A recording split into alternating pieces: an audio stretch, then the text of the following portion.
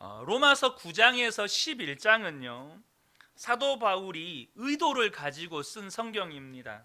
뭐냐면 하나님이 택하신 유대인이 왜 예수 그리스도의 십자가 복음을 거부했는가라는 이 의문에 대한 대답으로 이 로마서 9장부터 11장을 쓴 겁니다. 사실 이것은 굉장히 설명하기 어려운 문제인데요, 오늘 본문에서 사도 바울이 분명하게 말씀하고 있는 것 가운데 하나는 뭐냐면 하나님께서 자기가 택하신 백성을 결코 버리신 것이 아니라는 것입니다. 그래서 오늘 설교의 제목이 결코 버리시지 않으시는 하나님이라는 제목이에요. 그러면서 그 증거로 먼저 자기 자신을 보라고 이야기합니다. 그는 도저히 예수 믿을 사람이 아니었어요. 히브리인 중에 히브리인이고 율법으로는 바리새인이고 열심으로는 교회와 성도들을 핍박하고 박해했던 그런 인물이었어요. 근데 그런 사도 바울이 사도가 됐어요. 그러면서 하는 이야기가 엘리야의 이야기입니다. 3절과 4절인데요. 주님, 그들은 주님의 예언자들을 죽이고 주님의 제단들을 헐어버렸습니다.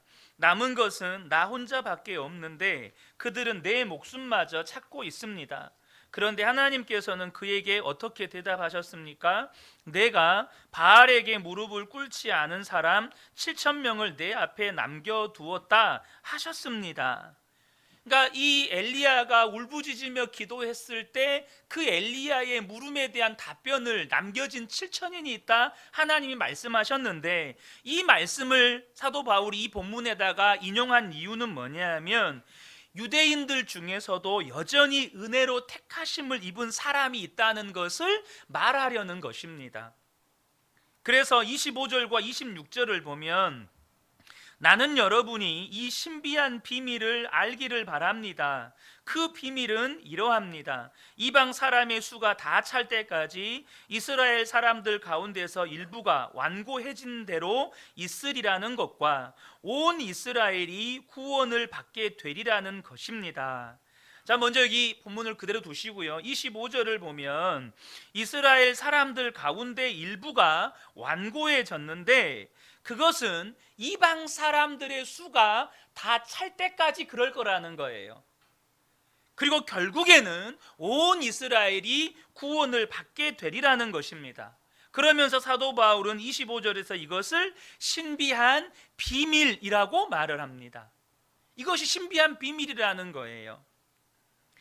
하나님께서 이방인들이 구원을 받고 유대인들이 복음을 받아들이게 되는 일을 계획하셨고 그것을 사도 바울에게 신비한 비밀을 계시해 주셨다는 거예요. 자, 이 로마서 11장에서 21장은 우리에게도 매우 신비하고 중요한 말씀입니다. 이 말씀은 단순히 유대인들을 향한 예언만이 아니고 세상의 종말에 대한 예언이기 때문입니다.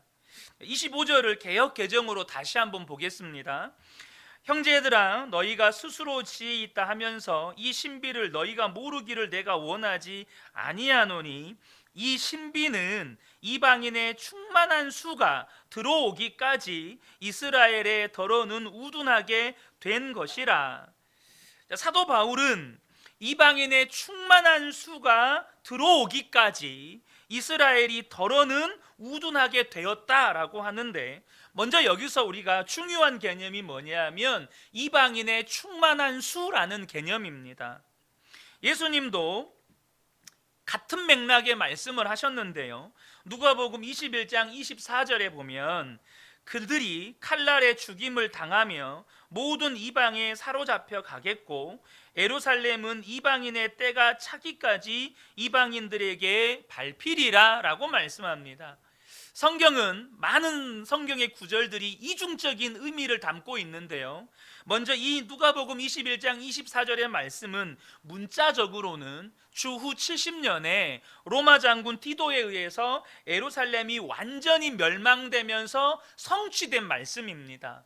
그러니까 이 예루살렘이 이방인들에게 완전히 밟힌다는 거예요. 근데 거기에 보면 이방인의 때가 차기까지 이방인들에게 발필이라라고 말씀을 하십니다. 그 이방인의 때가 언제일까요? 예루살렘이 완전히 멸망하고 이제 그때부터 이방인의 때가 시작이 됩니다. 다시 말하면 유대인들이 복음을 거부함으로 나라도 없어지고 민족들도 다 흩어지고, 그리고 복음은 이제 예루살렘을 떠나 유럽으로, 먼저는 로마겠죠. 로마로, 유럽으로, 그리고 미국으로, 아시아와 한국으로, 그리고 다시 계속해서 전 세계에 전해지는 거예요. 복음이 모든 유대인들에게서 떠나서 모든 민족에게 전해지는 이것을 이방인의 때라고 말하는 겁니다. 마태복음 24장 14절에 예수님께서 이렇게 말씀하시죠. 이 천국 복음이 모든 민족에게 증언되기 위하여 온 세상에 전파되리니 그제야 끝이 오리라. 천국 복음이 모든 민족에게 증거되는 것, 이것이 이방인의 때라는 거예요. 근데 이 말씀은 뭘 말하는 거죠? 예수님은 모든 민족에게 복음이 증거된 후에 다시 오실 거라고 말씀하시는 겁니다. 그리고 누가복음 21장 14절 한번 다시 한번 띄워줘 보시겠어요? 누가복음 21장 14절, 이방인의, 방금 거기 넘겨주세요. 이방인의 때가 찼다라는 이 말이 모든 민족에게 복음이 증거되었다라는 의미입니다. 자, 이해가 되셨죠?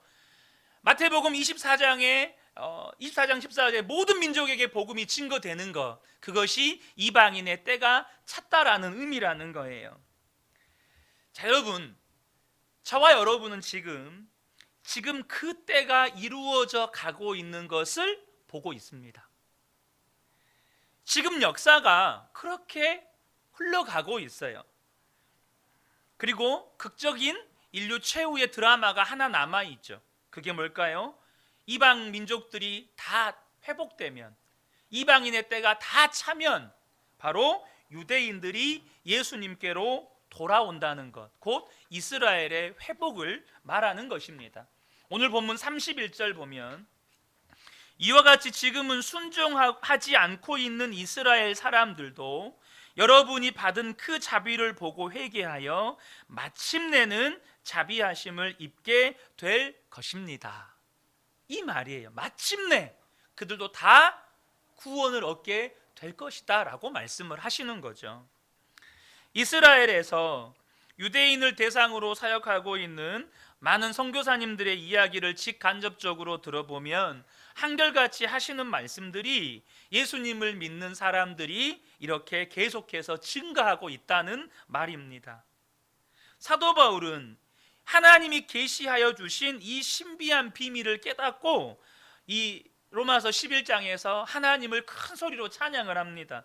33절인데요. 하나님의 부유하심은 어찌 그리 크십니까? 하나님의 지혜와 지식은 어찌 그리 깊고 깊으십니까? 그 어느 누가 하나님의 판단을 헤아려 알 수 있으며 그 어느 누가 하나님의 길을 더듬어 찾아낼 수 있겠습니까?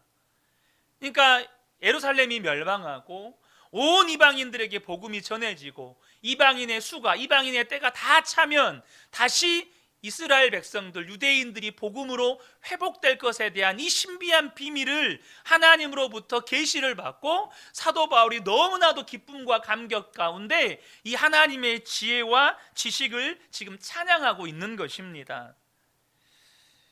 그리고 저와 여러분은 2000년이 지나서 사도 바울에게 계시된 이 말씀이 놀랍게 이루어지고 있는 시대를 살고 있는 거예요. 복음이 모든 민족에게 전해지고 또 유대인들도 예수님께로 돌아오는 이 일이 우리 주님이 다시 오시기 전에 이루어질 일입니다. 자, 그런데요, 우리가 한 가지 조심해야 할 것은 유대인들이 십자가 복음으로 돌아오게 될 거라는 이 메시지가 왜곡되기 쉽고 또 그렇기 때문에 많은 이단이나 사이비들이 이것을 사람들을 미혹하는데 악용한다는 거예요. 1948년 5월 14일이 혹시 무슨 날인지 아십니까? 이것은 1900년 이상 나라 없이 떠돌던 유대인들이 이스라엘이라는 국가를 세운 날입니다. 그런데 어떤 이들은 이 이스라엘이라고 하는 국가의 회복을 로마서 11장의 성취로 보는 견해가 있습니다. 그러나 그것은 정확한 해석이 아니에요. 성경의 예언은 단 한 번도 이스라엘이라고 하는 나라의 독립과 회복에 초점이 맞추어진 적이 없습니다. 만약에 그랬더라면 예수님도 유대인들이 생각하는 메시아처럼 이스라엘을 로마로부터 정치적으로 독립시키러 오신 유대인의 왕이어야만 합니다. 그러나 성경의 예언은 단 한 번도 이스라엘의 정치적 독립이 아니고 유대인들도 예수님을 믿어 구원을 얻게 될 거라는 거예요. 그러므로 우리가요, 열방과 민족을 위해서 기도할 때 유대인들도 예수님을 믿게 될 것을 확신하면서 그들의 영적 회복을 위해서 기도해야 하는 것입니다. 그렇다고요, 우리가 많은 분들이 이 애언하면 일단은 재밌잖아요. 신기하지 않습니까?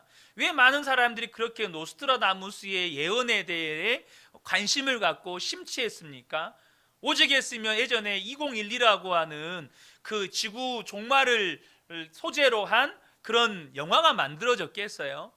사람들은 그런 애언이라고 하는 이런 신비로운 현상에 대해서 말 그대로 흥미의 소재로 삼기 쉽습니다. 그렇다가 보니까 저와 여러분들이 이 로마서 11장을 정말 예수님의 말씀대로 유대인들이 믿는가 안 믿는가 보자, 이런 관점으로 보시면 안 된다는 겁니다. 로마서 11장의 핵심 메시지는 하나님의 사랑입니다. 하나님이 택하신 자를 버리시지 않으시고 항상 지키시고 보호하시고 구원하신다. 이것이 로마서 11장의 핵심 메시지요. 그것이 1절에 바로 소개가 됩니다. 그러므로 내가 말하노니 하나님이 자기 백성을 버리셨느냐? 그럴 수 없느니라. 말씀을 넘겨줘야죠. 둘 다 멍하니 있으면 그러므로 내가 말하노니 하나님이 자기 백성을 버리셨느냐? 그럴 수 없느니라. 하나님은 절대 택하신 자기 백성을 버리지 않으신다는 거예요. 그러니까 로마서 11장이 우리에게 말씀하시는 것은 뭐냐면 버리지 않으시고 포기하지 않으시는 하나님의 사랑을 우리에게 알려주는 겁니다. 자, 그러나 우리에게 중요한 문제가 남아 있어요. 하나님이 택하신 자를 버리시지 않는다고 했잖아요. 그러면 과연 나는 택함 받은 자냐 하는 겁니다.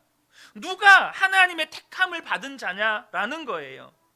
하나님은 반드시 택하신 자를 버리지 않으시고 구원하시고 지키시는데 과연 하나님의 택한 백성은 누구냐 하는 거죠. 과연 저와 여러분은 나는 하나님이 택하신 백성이라는 확신이 있으신가요? 유대인들도 유대인의 혈통이라고 해서 다 유대인이 아니라고 성경은 말씀하셨습니다.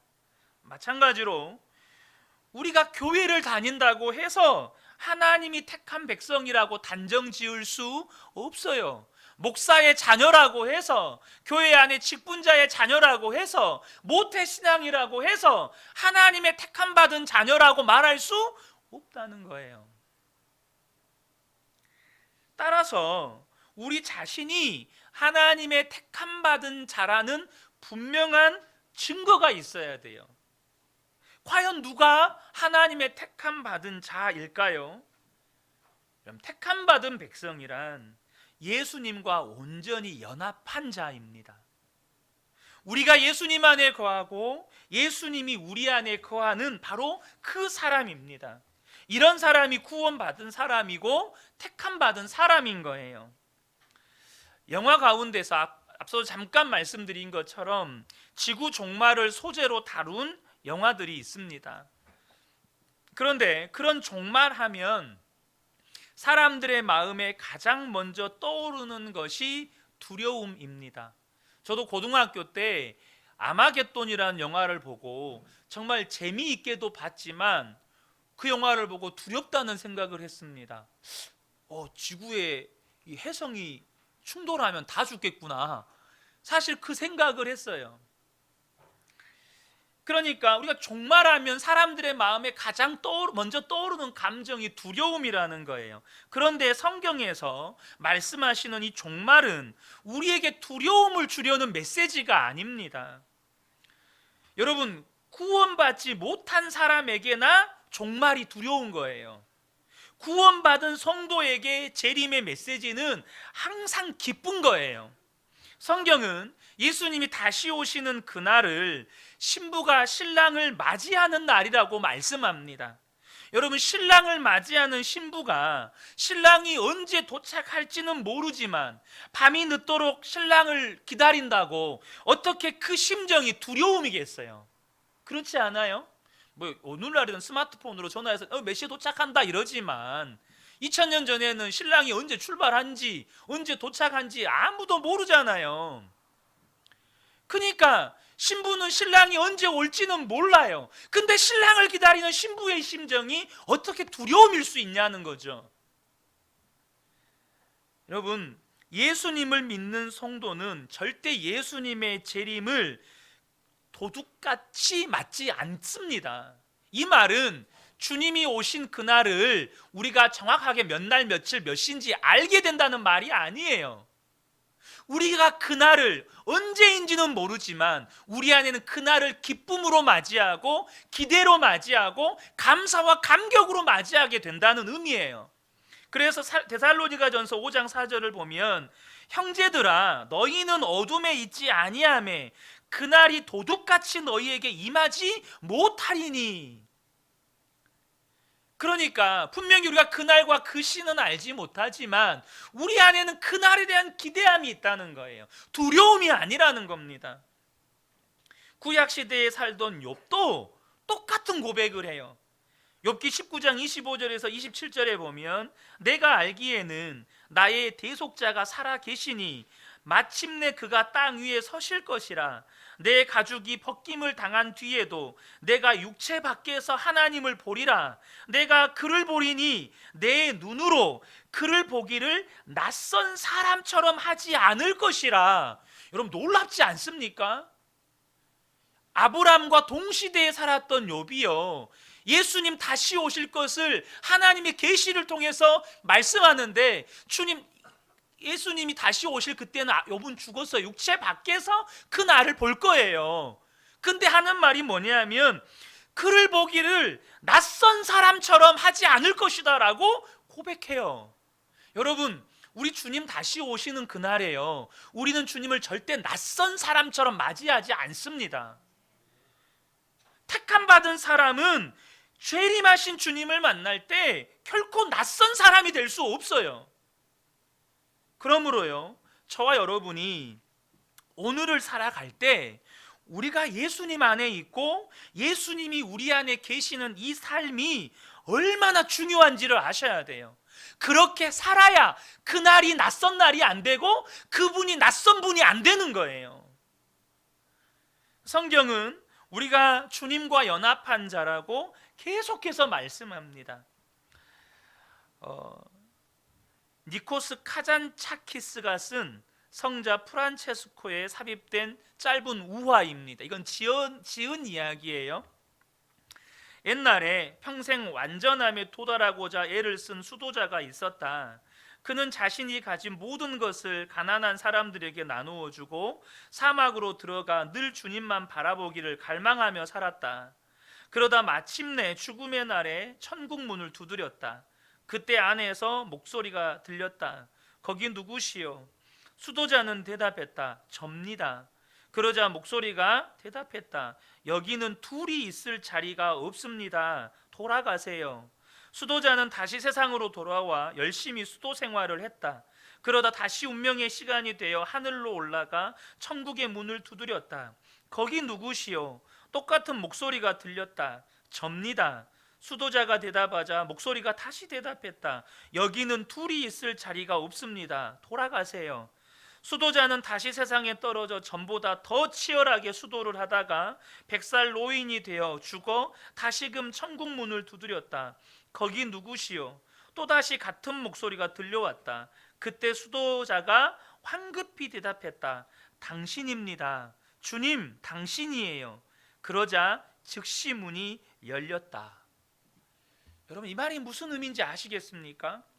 예수님을 믿는다는 건 우리가 예수님을 영접하는 그 순간부터 예수님과 연합하여 옛사람은 죽고 오직 예수의 생명으로 사는 사람이 되었다는 겁니다.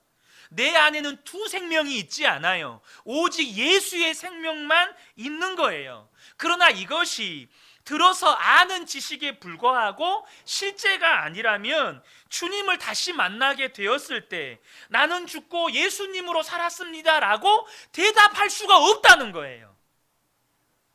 우리 주님 다시 만났을 때 주님, 나는 죽었고요, 오직 예수님으로 살았습니다, 이 대답을 못해요. 그러므로 저와 여러분이 마지막 때가 가까울수록 우리가 더욱 예수님과 연합한 자가 되었는지를 점검하셔야 된다는 거예요. 그러면 예수님과 연합한 자라는 것을 무엇으로 알죠? 내가 예수님과 연합한 자가 되었다는 걸 뭘로 알까요? 그것은 바로 사랑입니다. 요한복음 13장 35절을 보면 너희가 서로 사랑하면 이로써 모든 사람이 너희가 내 제자인 줄 알리라. 누가 택함 받은 사람인지, 누가 마지막에 구원을 받을 사람인지 뭘 보고 안다고요? 우리가 서로 사랑하는 것을 보고 안다는 것입니다. 하나님은 사랑이십니다. 하나님의 택함 받은 자녀 역시 사랑이어야 합니다. 왜요? 그 사랑이신 주님을 내 마음에 모시고 오직 그분의 생명으로 사는 거니까. 성경은 모든 것이 사라지더라도 사랑은 영원히 남는데요. 고린도전서 13장 8절에 사랑은 언제까지나 떨어지지 아니하되 예언도 패하고 방언도 그치고 지식도 패하리라. 그 말은요, 사랑하지 못하고 살면 죽어도 남는 게 없다는 말이에요. 그 말 뭔 말이죠? 여러분, 주님 앞에 섰는데 우리의 인생을 불로 심판하듯이 다 태워봤어요. 남는 게 아무것도 없다는 거예요. 너는 믿음이 없었구나, 너는 내 생명으로 산 게 아니구나 라가 판명된다는 거예요. 반대로 우리가 사랑하고 산다면 그 사랑은 우리가 죽어도 영원하다는 거예요.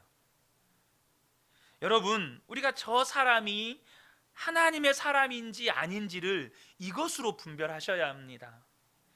주님의 재림을 준비하라는 메시지를 던지는 사람들이 많죠. 그리고 그들이 그 주님의 재림을 준비하라는 말을 할 때 주님의 거룩한 신부가 되라는 표현들을 많이 씁니다. 근데 그것이 굉장히 신앙적인 것처럼 보여도요, 그것을 따라가는 사람들을 보면 무언가 어둡고 두려워하고 염세적이고 세상과 자신을 분리시키려는 이 분리주의적인 경향이 있습니다. 그래서 성경을 근거로 한다고 하면서 날짜, 징조, 숫자를 따지거나 자신들과 함께하지 않는 자들은 다 가짜라거나 구원받은 자들끼리 모여 살아야 한다고 주장하는 종말론을 정말 조심하셔야 합니다. 제가 아는 목사님이, 어떤 한 성도님이 그냥 그 교회 목사님한테 허락도 안 받고 그냥 어느 기도원을 다니셨어요.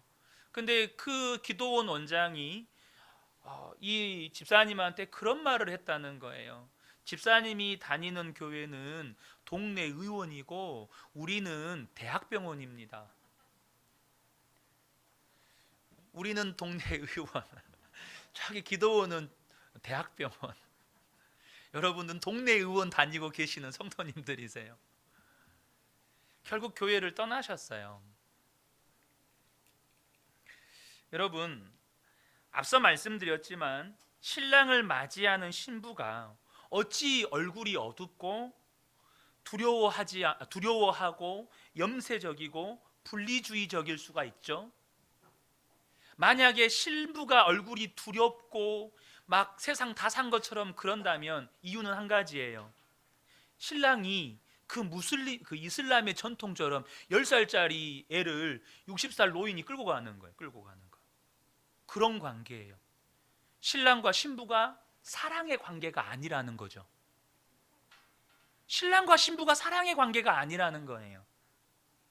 여러분, 주님의 거룩한 신부의 분위기는 절대 그렇지 않아요. 그 속에는 사랑이 있고요, 기쁨이 있고요, 감사가 있고요, 감격이 있어요. 우리 안에 계신 주님이 사랑이시고 기쁨이고 감사이기 때문이에요. 여러분, 사랑이 택함 받은 자의 증거예요. 하나님께서 결국 유대인들도 다 구원하실 것이라고 말씀하시는 이유는 그 유대인들의 입장에서 보면 우리가 이방인이잖아요. 이방인은 저와 여러분이 교만한 마음을 품고 유대인들을 멸시하지 말라는 거예요. 비록 지금 유대인들이 복음을 거부하고 있지만 그들을 사랑으로 품으라는 것입니다. 구원의 뿌리는 유대인에게서 비롯되었고 이방인들은 원가지가 아니고 접붙임을 받은 가지라는 것을 명심하라고 하셨어요. 그러면서 두려운 말씀도 하십니다. 21절을 보면요, 하나님께서 본래의 가지들을 아끼지 않으셨으니, 이 본래의 가지들은 유대인들이에요. 접붙은 가지도 아끼지 않으실 것입니다. 접붙은 가지가 누구죠? 우리예요, 우리. 하나님께서 이렇게까지 경고하시는 이유는 뭐냐면 정죄하고 판단하고 분리하는 것에 대해서 경고하시는 거예요. 22절을 보죠. 그러므로 하나님의 인자하심과 준엄하심을 생각해 보십시오. 하나님은 넘어진 사람들에게는 준엄하십니다. 그러나 그대가 하나님의 인자하심에 머물러 있으면 하나님이 그대에게 인자하게 대하실 것입니다. 그렇지 않으면 그대도 잘릴 것입니다. 여기서 말하는 그대가 누구죠? 이방인들이에요. 이방인들이 이제 자기들은 구원받았다고 유대인들을 멸시하고 비난하고 비판하며 저들은 구원받지 못했다라고 분리시켜 버리면 하나님의 준엄하심이 임한다는 거예요. 접붙인 가지도 결국 잘림을 당한다는 거예요. 왜죠? 그렇게 누군가를 비난하고 정죄하고 판단하고 분리시키고 있는 건 내 안에 사랑이 없다는, 내 안에 예수의 생명이 없다는 증거이기 때문이에요. 이방인들이 하나님의 인자하심으로 구원을 받았으니 이방인들도 항상 하나님의 인자하심에 머물러 있어야 된다는 거예요. 그것을 잊어버리고 유대인들이 선미의식과 율법에 사로잡혀서 이방인들을 대했던 것처럼 이 이방인들이 유대인을 그렇게 대하면 하나님의 준엄하심이 임하게 된다는 거예요. 그래서 로마서 11장의 메시지는 결국 마지막 날에 될 일들을 내다보면서 이 이방인들로 하여금 예수 믿는 우리들이 유대인들을 멸시하지 말고 사랑하라는 메시지예요. 우리가 이방인이었잖아요. 유대인들을 품어라, 유대인들을 섬겨라, 유대인들을 아껴라, 유대인들을 위해서 기도해라. 그러나 안타깝게도 사도 바울이 우려한 일이 지난 2000년 동안 일어났습니다. 무슨 말이냐면 기독교인들이 유대인들을 무자비하게 핍박했어요. 잘 아시는 것처럼 2차 세계대전 당시에 나치에 의해서 600만 명의 유대인들이 학살당한 것은 그 뿌리 깊은 곳에 유대인들을 혐오하는 기독교인들의 생각이 자리 잡고 있기 때문이에요. 뿐만 아니고 사실 지금도 유대인들은 세계인들에게 별로 사랑받지 못해요. 왜냐하면 유대인들은 나라가 없기 때문에 역사 속에서요, 어떤 한 지역에 정착하면 돈을 긁어 모았어요. 그리고 그 지역에 뭔가 위기가 닥치면 다 금으로 바꿔가지고 그 지역을 떠나버렸어요. 그러니까 유대인들이 자리 잡고 떠난 지역은 돈이 말라버리는 거예요. 그리고 잘 아시는 것처럼 지금 유대인들 지금도 여전히 선민의식에 사로잡혀서 그들이 팔레스타인에 대해서 어떤 태도를 취하죠? 장벽 8m짜리 장벽을 쌓고 로켓 포탄 하나 날라오면 수십 발의 미사일을 쏟아 부어서 수백 명 죽여버리고, 이러한 일들이 계속해서 일어나는 것들을 보면서 이스라엘에 대한 세계인들의 시선이 좋지 않아요. 저도 이스라엘을 2번이나 방문해 봤는데요, 제가 방문해 본 나라들 중에 가장 불친절한 나라가 이스라엘이에요. 식당 가잖아요. 유대인들의 식당에서는 한국 음식 절대 먹지도 못해요. 고추장 꺼내지도 못해요. 이방인의 음식이라고. 그러니까 한국 음식 먹으려면 아랍인들이 운영하는 식당을 가야 돼요. 여러분, 예루살렘에서 출국할 때는요, 텔아비브에서 출국할 때는요, 그 이스라엘을 방문했던 사람들을 다 인터뷰해요. 어디 갔다 왔냐, 뭐 샀냐, 뭐 했냐, 다 물어봐요. 그래서 저 거기 가서 옷도 벗었다니까요. 우리 팀에서 저 혼자 끌려가가지고 신발 벗기고 금속 탐지기 쭉 다 하고, 이유는 제가 말레이시아를 입국한 이슬람 국가를 입국했던 이 입국 도장이 박혀 있어서, 그것 때문에 우리 팀에서 저 혼자 끌려가가지고 신발 다 벗기고 360도로 돌아가는 금속 탐지기 안에 뭐 폭탄이 있나 없나 다 검사받았어요. 다시는 이스라엘 안 가고 싶더라고요. 그렇게 불친절해요. 근데요, 여러분, 이게 마귀의 전략인 것을 아셔야 돼요. 분명 하나님의 계획은 그게 아니었는데, 마귀가 하나님의 계획을 알고 있으니까 유대인들이 미운 짓을 했기 때문이 아니고요, 마귀가 그 사이에서 끊임없이 유대인들을 미워하고 증오하게 만들어 버리는 거예요. 중요한 사실은 저와 여러분이 정말로 다시 오실 주님을 맞이할 준비가 되어 있느냐 하는 겁니다. 준비된 주님의 신부는 신랑이신 주 예수님, 내 안에 계시는 예수님과 날마다 동행하는 사람이에요. 그 열매가 사랑이죠. 이것이 종말을 잘 준비하고 있는 사람입니다.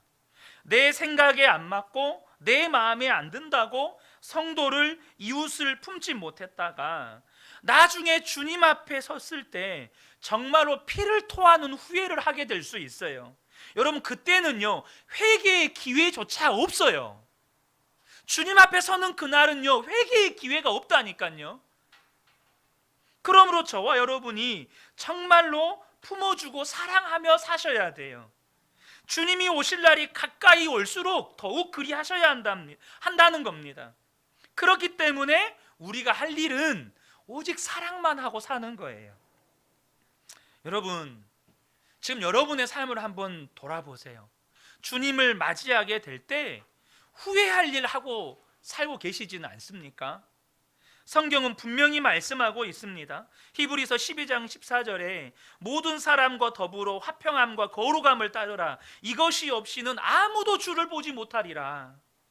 모든 사람과 화평을 이루지 못하면 주님을 배울 수 없다는 거예요. 유대인과 이방인의 문제가 우리의 가정에, 우리의 교회 안에 있을 수 있다는 거예요. 저와 여러분이 이 시대를 바라보면서 분별하셔야 됩니다. 여러분, 우리가 하늘의 징조를 보면서 계절이 바뀔 걸 알잖아요. 기후를 보면서 계절의 변화를 짐작해요. 주님께서 징조를 보여주시면서 주님이 다시 오실 날이 가까이 옴을 우리에게 보여주고 계세요. 그렇다면 주님이 오실 때가 가까이 온 줄 안다면 우리가 정말로 다른 사람을 정죄하고 판단하는 일을 멈추셔야 돼요. 마태복음 5장 22절에 나는 너희에게 이르노니 형제에게 노하는 자마다 심판을 받게 되고 형제에 대하여 라가라 하는 자는 공회에 잡혀가게 되고 미련한 놈이라 하는 자는 지옥불에 들어가게 되리라. 이 라가라는 말은 우리말로 번역을 하면 골빈 놈 이런 뜻이에요. 머리가 비었다라는 뜻이에요. 그러니까 이런 비난하고 정죄하는 그들에게 화가 임한다는 거예요. 화날 일이 있으니 화를 내고, 잘못하는 것이 있으니 비난을 하고, 정말 용서 못할 잘못을 저질렀으니 내가 용서 못하는 것이지만, 여러분 한번 생각해 보세요. 자, 오늘 밤에 주님이 오신다고 해도 그러실 거예요? 오늘 밤에 주님이 오신다고 해도 내가 그놈은 절대 용서 못해, 여러분 그러실 겁니까? 그럴 수 없잖아요. 그러므로 저와 여러분이 누구와 관계를 맺더라도 오늘 밤에 주님이 당장 오신다는 생각을 가지고 관계를 맺으셔야 돼요. 빌립보서 4장 5절에 말씀하십니다. 너희 관용을 모든 사람에게 알게 하라. 주께서 가까우시니라. 왜 관용을 알게 하래요? 이유는 딴 게 아니에요. 너희들이 관용을 베풀면 복 받는다. 너희들이 관용을 베풀면 하나님의 역사가 많이 나타난다. 너희가 관용을 베풀면 너희들의 삶에 탄탄대로가 열릴 것이 아니에요. 한 가지, 주님이 가까이 오셨대요.